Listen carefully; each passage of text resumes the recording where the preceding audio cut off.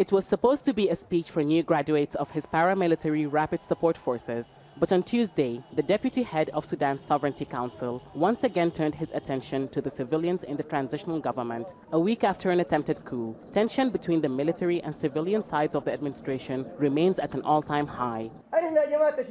They blame us. We are part of the partnership. Politics are based on things I don't like, but I've learned my lessons. I'm a military man. The council was created to have all the decisions. And after that, they said it was a council for consultation only. But if you're a council for consultation, you cannot oblige people to apply and implement your decisions. Sudan's transitional government came to power months after former President Omar al-Bashir was overthrown in April 2019. The power-sharing administration was intended to lead the country into a democratic system by early 2024.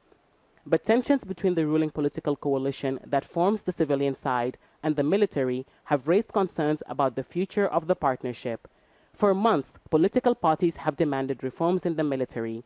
They say, like other institutions, the army contains members loyal to Bashir's regime and needs to be restructured. That angered the military, and the coup attempt has further fueled calls for its reform. We are committed to evaluating this transitional period.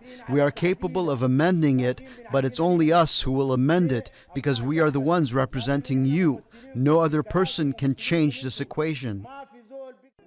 A war of words between the two sides has been followed by the army withdrawing protection from the committee formed to dismantle the former ruling party and fight corruption.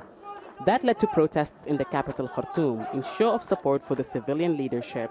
The Sudanese Professionals Association, which spearheaded anti-government protests that led to the overthrow of President Bashir, called for an end to the power-sharing agreement. The UN has urged both sides to preserve the partnership. This partnership model is a unique approach which can lead Sudan to a complete democratic transition of civilian rule and peace. I urge all sides to tone down on the media rhetoric and to focus on dialogue and cooperation. Political differences are natural, but there must be cooperation for the sake of the country. While tension between the two sides remains, those who led protests against the former government have called for more demonstrations against the military. They say that despite any shortcomings among political parties, they still want to ensure that civilians have the upper hand in running the country and not the military. Hiba, Al Jazeera, Khartoum.